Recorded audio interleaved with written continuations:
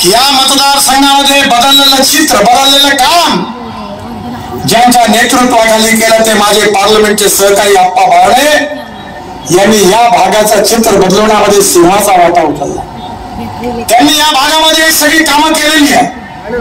आमच्याकडे वारंवार येऊन तुमच्या समस्यांचा फॉलोअप केलेला आहे आणि म्हणून माझी आपल्या सगळ्यांना विनंती आहे की या निवडणुकीतून धनुष्य बाणाचं बटन दाबा आणि आप्पांना मागच्या वेळेसारखं पुन्हा प्रचंड मताने विजयी करा हे सांगण्याकरता मी आपल्याकडे आलो आहे। आपण त्यांना विजयी कराल असा विश्वास बाळगतो आणि पुन्हा एकदा आपल्या सगळ्यांना धन्यवाद देतो।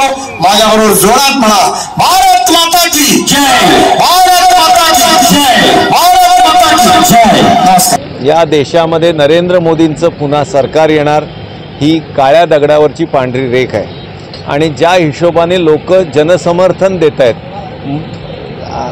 दीन दलित आदिवासी सर्व मध्यमवर्गीय उच्चस्तरीय सर्वच लोक हे मोदींना पुन्हा देशाचं पंतप्रधान म्हणून बघू इच्छितात आणि त्याच्याकरता आम्ही तर फक्त मोहरे आहोत, पण खरंच जनतेचं प्रेम हे मोदींच्या नावावर आहे, मोदींच्या फोटोवर आहे। म्हणून ही लोक येत आहेत आणि लोक पुन्हा पूर्ण विश्वास आहे की या देशामध्ये परत पंतप्रधान नरेंद्र मोदीच होणार। जनतेला काय तुम्ही आव्हान करा? जनतेला आव्हान, इथे धनुष्यबाणाचं बटन दाबलं का तिथे मोदींना मत मिळणार आहे।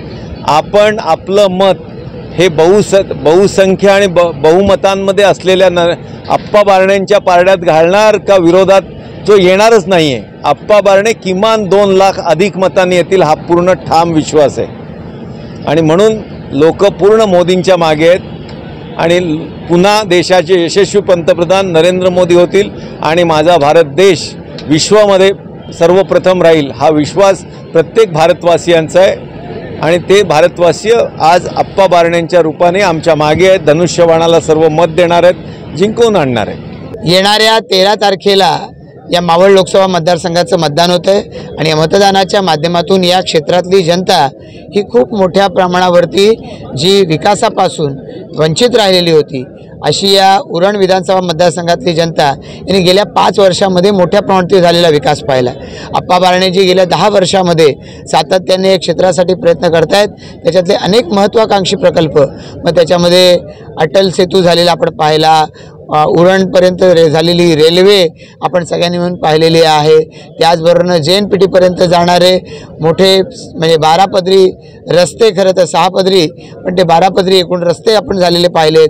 चौकपर्यंतच्या रस्त्याचं कामाला गडकरी साहेबांच्या माध्यमातून सुरुवात झाली आहे। हे नुसते रस्त्याची कामं आहे, आज या क्षेत्रातल्या आदिवासी खेड्यापाड्यापर्यंत लाईट पोहोचलेली आहे, पिण्याच्या पाण्याच्या योजना पोहोचलेल्या आहेत आणि त्यामुळे या क्षेत्राचा विकास जर कोणी करू शकतं तर देशाचे पंतप्रधान नरेंद्र मोदी यांच्या नेतृत्वाखालचं NDAचं सरकार करू शकतं। या राज्यामध्ये शिंदे साहेबांच्या नेतृत्वाखालचं सरकार करू शकतं हा विश्वास लोकांच्या मनामध्ये आहे। तो पूर्ण करण्याची ताकद या दोन्ही सरकारमध्ये आहे आणि त्यामुळे या दोनही सरकारला पुन्हा एकदा समर्थन देण्यासाठी जनतेनं 13 तारखेला मतदान केंद्रावरती जावं। आप्पा बारणेंची निशाणी धनुष्यबाण, या निशाणी समोरचं बटन दाबून आप्पांना मोठ्या संख्येने विजयी करावं असंच आवाहन मी या निमित्तानं करतो। Bureau report HN network.